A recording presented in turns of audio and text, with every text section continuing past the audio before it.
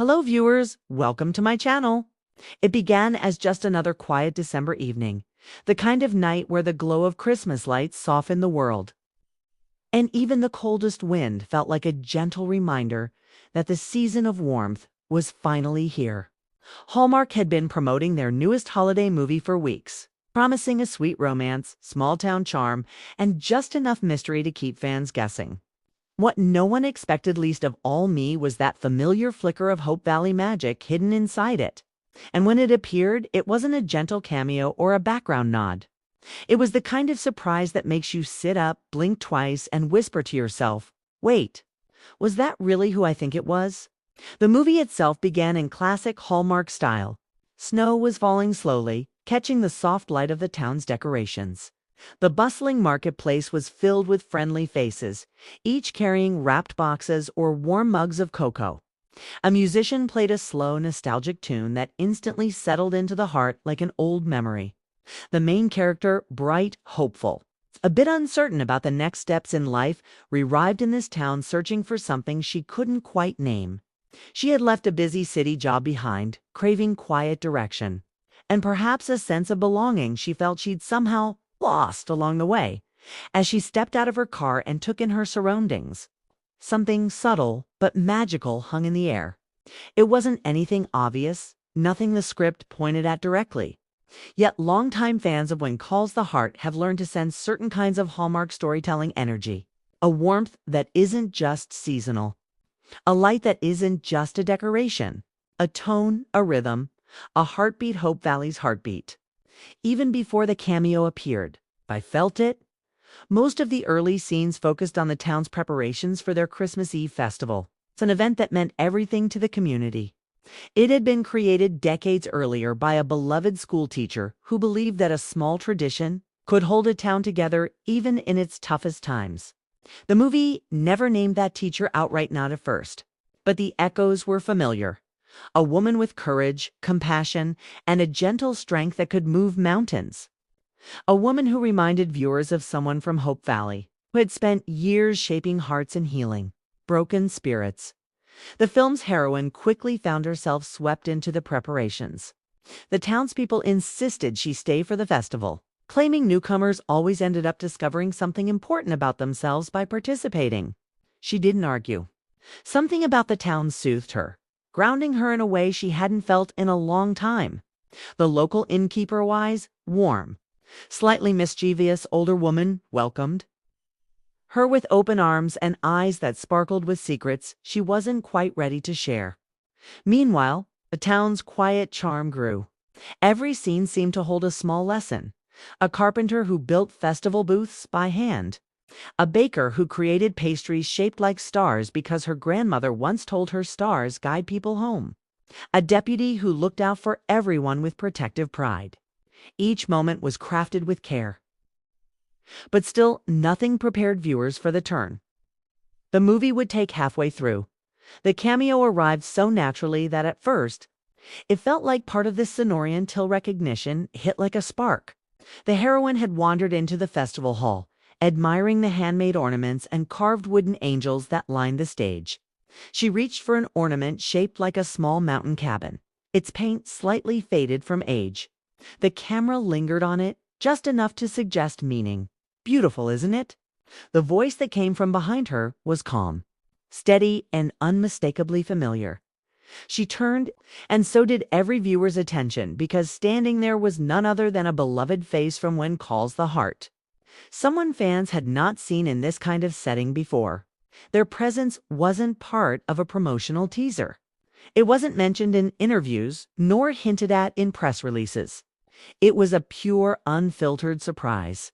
And what made it even more special was how naturally the cameo fit. The characters spoke as though they had always been part of this holiday world, weaving a gentle story about the ornament and the woman who created it.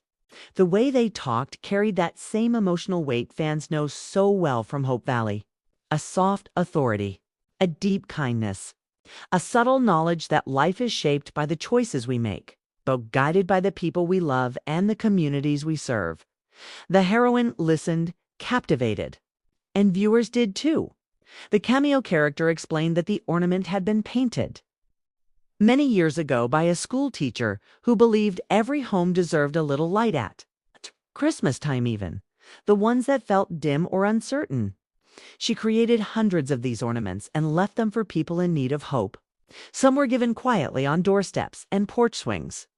Some were handed directly to grieving families, lonely travelers, or struggling neighbors. The heroine asked what happened to her. That's when the Cameo character smiled knowingly, the way Hope Valley characters often do when they're speaking of someone they love.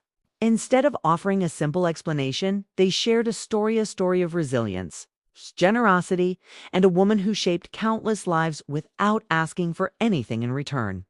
They didn't say her name. They didn't have to. Fans knew who it reminded them of.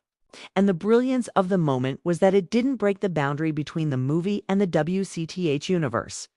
Rather, it nodded to it with tenderness and respect as the Cameo character finished the story.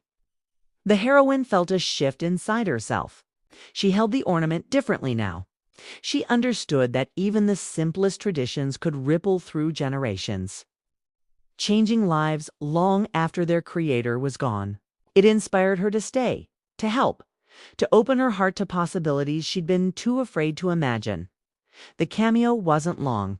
It lasted maybe 5 minutes, yet it resonated more deeply than some full-length episodes. Fans recognized the mannerisms, the cadence, the emotional gravity. It was as though Hope Valley had reached across universes to touch the movie just long enough to remind everyone why they had fallen in love with Hallmark storytelling in the first place.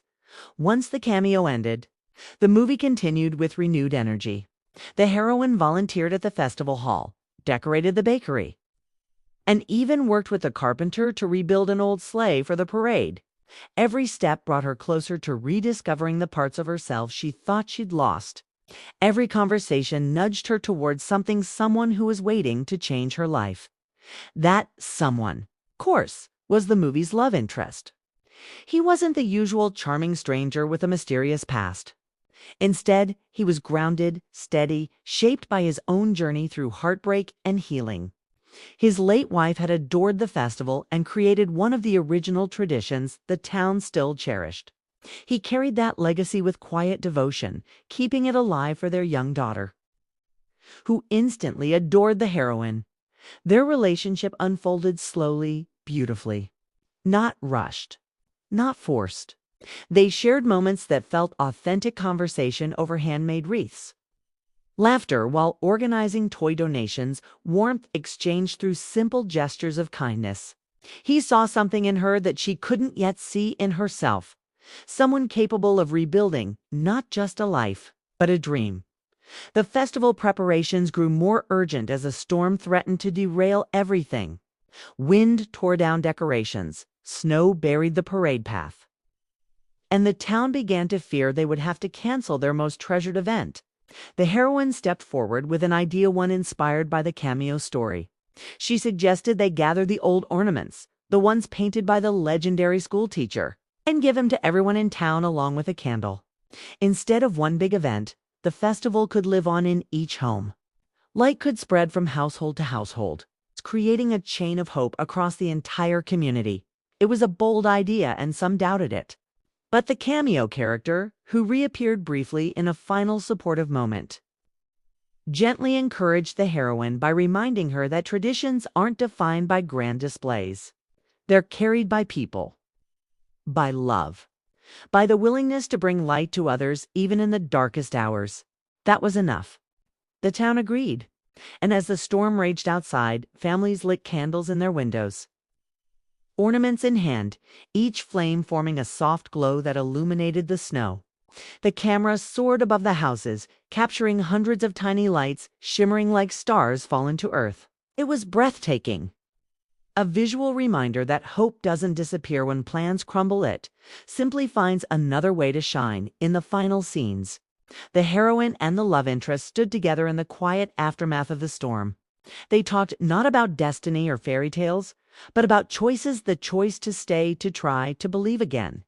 She confessed she had come to town lost, unsure whether she would even enjoy the holidays.